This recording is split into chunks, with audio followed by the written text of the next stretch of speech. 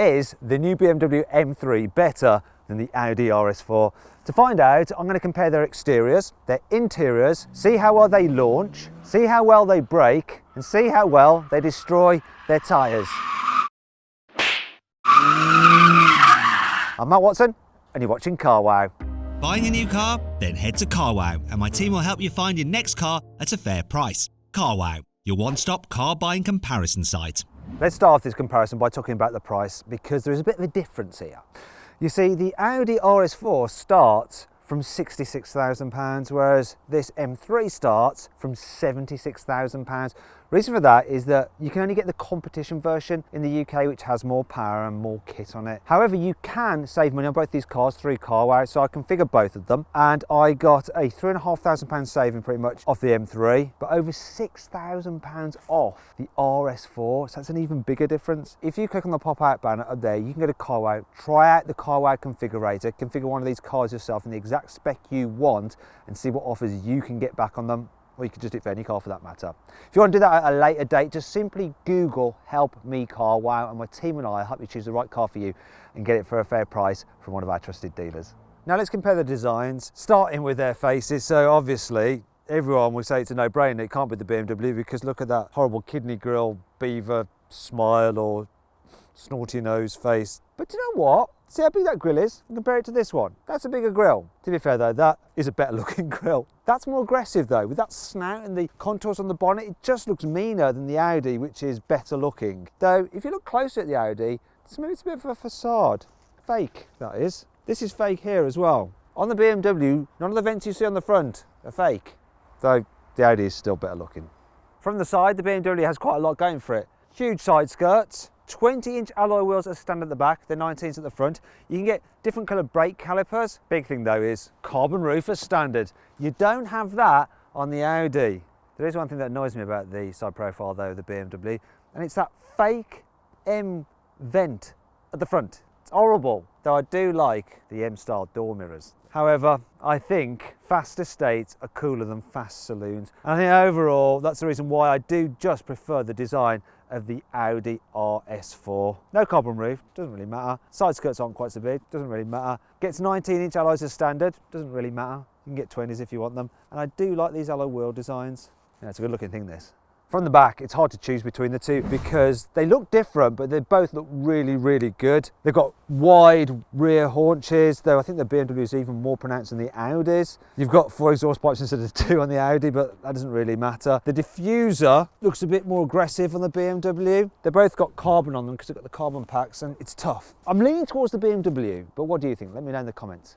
Here on the inside, the RS4 is really very nice. Your usual A4 build quality, but then it's lifted with things like these RS Sport seats, which are in fine Napa leather. They're nice and comfortable. You've got a perforated flat bottom steering wheel, RS badging here, here, and all over the place really. You've also got carbon fibre in here because it's the carbon black version. The infotainment system, they've recently updated it, so it's the same as in things like the A6, and it's very easy to use. It's a touchscreen, that's how you control it.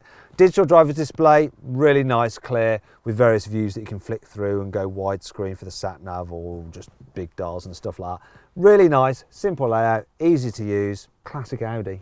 Here in the back, it's nice and roomy, decent knee room, good headroom because it's got an estate body style, and the headroom's good despite the fact we've got the panoramic glass sunroof fitted, which is optional, and that's nice because it does just let more light back here so it's not too dark and dingy. I like the fact that your RS seats do extend here into the rear. Oh yes, honeycomb pattern, it's lovely. Here in the back of the BMW, you don't need the panoramic roof so much because you get enough reflection of this day glow orange interior, which you're quite welcome to have if you want it. Do you know, I quite want it. I actually think it's slightly more comfortable here in the rear than in the Audi. Knee room's actually really good, and headroom seems to be better because there is no panoramic glass roof. The biggest difference I noticed though is that the seat base here in the back of the 3 Series is just bigger than in the A4, so there's more under thigh support, so it's better for longer journeys if you want to lounge like that. I prefer the BMW here in the front as well. I think the quality is even better than in the Audi, and it just has a more sporty feel to it. This one actually has the upgraded extended leather, so you get leather pretty much everywhere, which is really nice. It does come with this carbon fibre as standard. What you don't get as standard though are these carbon fibre back sport seats, and they are absolutely glorious to sit in. I love them. As standard though, you do get the M Sport steering wheel with carbon fibre on it. You get carbon fibre gear pedal shifters. They're not just plastic ones like you get in the Audi. You also get some configurable M1 and M2 buttons which you can press with pre-selected driving modes, and you get a special M gear selector knob which is nice, and some M badging here on the sills as well. The infotainment system, it's good. You can operate it loads of different ways. You can operate it as a touchscreen, using the swivel wheel, using voice commands, using gesture controls by waving your fingers about and stuff like that. Digital dials, they're alright. They're just not as good as the ones in the Audi. They're a bit dark and miserable, and you can't change your views in quite the same way. But there's various M features on there you don't get in the standard car, but then it's the same story with the Audi really. Still, overall, I think this has the nicer interior, if you like orange. But you don't have to have orange, there's lots of different other garish colours you can have. Oh, you can also have normal black as well, so don't worry. Right, let's talk about the car's boots. They've both got electronic tailgates. The capacity of the boot on this is 495 litres. On this, it's 480 litres, so fairly similar, though that's easier to load because you've got an estate tailgate rather than a saloon tailgate. You can fold down the seats in both of them. In the BMW you do that, and then have to open the door like that to fold down. There we go, fold it down. But you can never load it that full because you've got this bit always in the way, whereas with the Audi, I just pull this lever here, lean in quite easily, push, and then obviously once you remove the load cover, loads of space. Yeah, I know what you're thinking. BMW are going to do a touring version of the M3, and then it's going to be a different story. But for now, the Audi is just more practical. Both of these two have chassis upgrades over the standard cars. So they both got load stiffened sport suspension. The only difference is that the BMW comes with adaptive dampers as standard, and you only get adaptive dampers on the RS4 if you have the range topping 4-sprung model. They also get uprated brakes, 380mm discs up front on the BMW, 375 on the Audi, though they're both gripped by 6-piston calipers. At the back, 370mm discs on the BMW, 330 on the Audi. Both cars do have a rear electronically controlled limited slip differential. They also both have automatic gearboxes with 8 speeds and launch control. Big difference between these two cars though is the fact that this is rear wheel drive and that is all wheel drive, though you will be able to get an all wheel drive version of the BMW M3 for the very first time pretty soon. Now let's compare the engine stats. 2.9 litres, 3 litres, V6, straight 6, 450 horsepower, 510 horsepower, though that's because it's the competition version. We only get that in the UK. The normal M3 has 480 horsepower, but let's move on. 600 newton meters of torque, 650 newton meters of torque. Well, stats are all well and good. What really matters is how a car actually performs out on the road or out on the track. So I'm going to launch this RS4, see what it does. I'm expecting great things. They're usually good at launching, so let's do it. Launch control active. Doesn't say, but it is.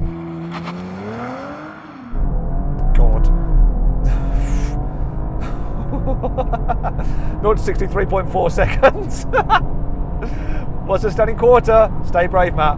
11.72 seconds. That was rapid. You cannot argue with that. Impressive numbers. Next test. Brake test from 70 miles an hour. Here we go.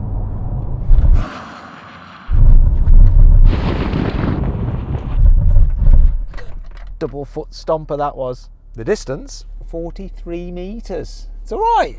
Now the thing about this very latest version of the RS4 is, unlike the previous generation, which really was just about accelerating and braking, this new one is actually fun to drive when you approach some corners as well. It moves about underneath you. It feels more playful than other RS4s have in the past. It's actually really good. It gives you feedback. You can have fun in this car. You genuinely can have fun in this RS4.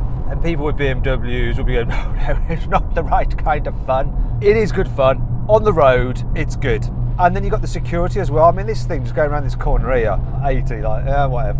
And you don't think it's ever going to bite you on the arse. It's always got your back. And this engine, it's very powerful, but without being in your face powerful. It's just smooth, steady, builds up the pace. The gearbox, it's good enough. It's not the quickest responding gearbox. There's a slight delay between putting the pedal and the change happening, but the actual change itself is pretty nippy. And down the box, look. And if you want to overtake, say if you're in 4th gear, what am I doing, 50? I kicked down to 3rd for some reason. hit the kick down switch, but there you go. Took off, and it's got a nice sound to like V6 for you. So yeah, you can have fun in this car, no problem at all. And on the road, it really does cover ground very, very quickly. But the real beauty for me with the RS4 is when you go into auto, let's go into comfort mode. Now you can get the car with adaptive dampers, which just give you a broader range in terms of the sporty feeling of the suspension being firmer and the comfort setting where it's a bit softer. This doesn't have it fitted, but actually it's not bad. It feels pretty composed. There's a slight sporty edge to the car, but you really don't notice it that much. It just feels like an A4, a normal A4 when you're driving around. It's quiet, it's serene, it's relaxing, it's easy. And that's one of the great appeals with this car for me. It doesn't feel like it's constantly prodding you to go quick. You can just drive around like, yeah, I'm just chilling in my A4, yeah, it's all fine. And you forget that you've got the RS4 until you think, right, I need to overtake someone quickly, floor it, and off we go. And then you're reminded, oh yes, that's why my monthly payments are so much. It's the RS4. It's a good all-round performance car that just ticks every single box. Well, almost. Now I'm going to take the RS4 out of its comfort zone, because sometimes with these cars you want to do some behaving badly, some skids, some sliding around, and that isn't really Audi's forte, is it? However, this RS4 does have a rear drive biased all-wheel drive system and a rear differential, so it should be able to send torque to the wheel with the most grip for decent traction. Got stability, which I can turn all the way off. Let's give it a go, see what happens. Come on, don't embarrass yourself. I'm talking to both myself and the car. See if it'll go.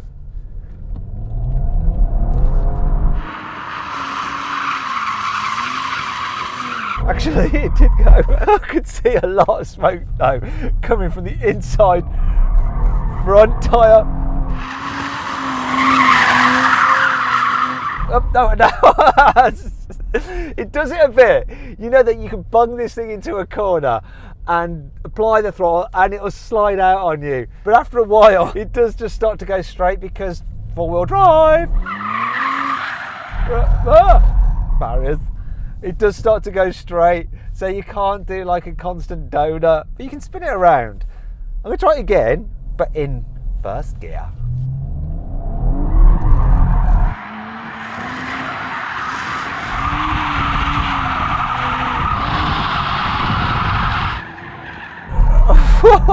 That's enough of that, it feels horrible. I've now jumped into the M3 because drifting and donuts is its thing. It's even got an M drift analyzer where it'll grade your drift for angle, time, and even give you a star rating. Got everything turned off, let's see what this is like. I think I'll do it in second gear. It's definitely got the power for it.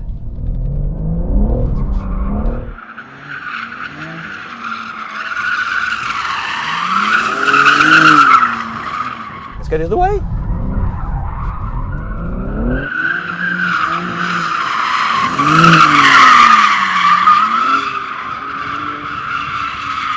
So controllable. You can do this all day long.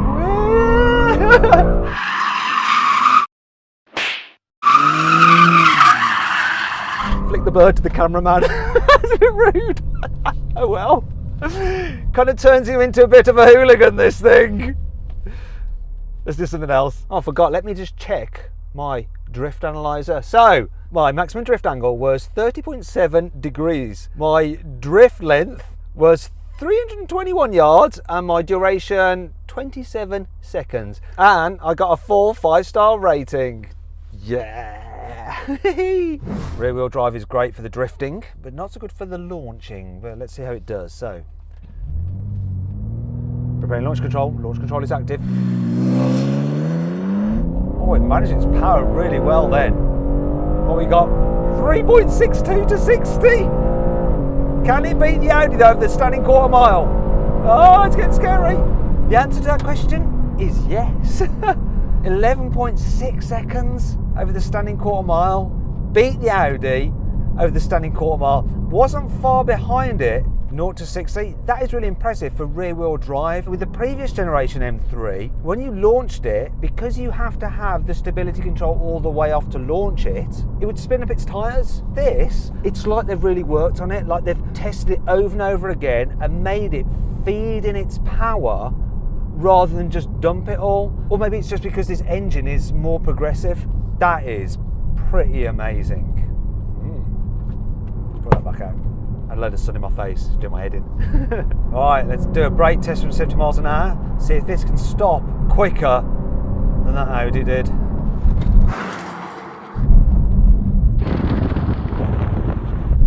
Oh, it beat the Audi. 39 metres. That's quite a difference. That's a car length pretty much. Obviously the M3 isn't just about accelerating or about braking, it's how it goes around corners. So I've got the car in its sportiest setting, and this car gets, as standard, adaptive dampers, and they're in a stiff setting, which means that it doesn't roll at all in the corners. It stays really flat. The steering is very, very responsive. So you just turn it a bit and the car is turning in. It's a bit more flighty than the RS4, but it's not edgy, it's not too jerky. It does give it a more sporty and responsive feel to it. Gear shifts just seem a little bit quicker than in the RS4 as well. And the engine, when you start thrashing it, it's just noisier, it's more aggressive. It's not spiky like the old M3s, but it definitely has more punch than the Audi's, which is more smooth and linear. And it shouts. Listen to that. Another thing with this car, it just feels a little bit more adjustable to the throttle. So if you're mid-corner and you lift off or accelerate, you can feel it either turning in when you're lifting off and just pushing wide a bit when you accelerate more. Just seems more controllable, more agile. Thing is though, what's this car like when you just want to cruise around? So I'm going to go into auto, I'm going to go into comforty mode, efficient, comfort, comfort, comfort, comfort. There we go, all comforty now. I can feel that the adaptive dampers have gone more relaxed. So you do feel the bumps more, but it's not terrible, it's not jarring. It does deal with them okay, but you're in no doubt that you are sat in an M car, even when it's in its comfiest settings, just by the way it responds, the way it's just noisier in here. I mean, when you get at speed, you get quite a bit of tyre noise, more so than in the RS4. When you put your foot down, the gearbox does respond though really nicely. Wakes up quickly. Even in auto mode, you're in no doubt that you've got the M3. You're not going to like forget and go, oh, I've just got a normal like 320D, and then oh, you put your foot down, and then oh, I remember now. No, you always know this is the M car, and it is always egging you on. It is always goading you to just go that little bit quicker. On a longer journey and everyday driving, it's going to be a bit more tiring than that Audi, but being in it and driving it just seems like more of a sense of occasion. If that's your thing, then this is your car. Problem is that you always want to go quickly in it, which could be bad for your life expectancy or your license. But what a thing. Whoa, what a thing.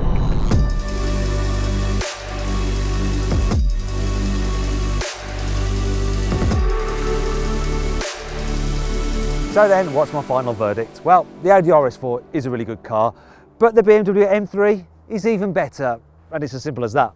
That's why it wins this group test. I hope you all enjoyed the video. If you did, please give it a like. Click on that window there to watch a video, or that window there to watch a different video. And if you click on that box there, you can download the CarWow app. It's completely free, and you can use your camera to read a car's number plate, and the app will tell you how much that car is worth.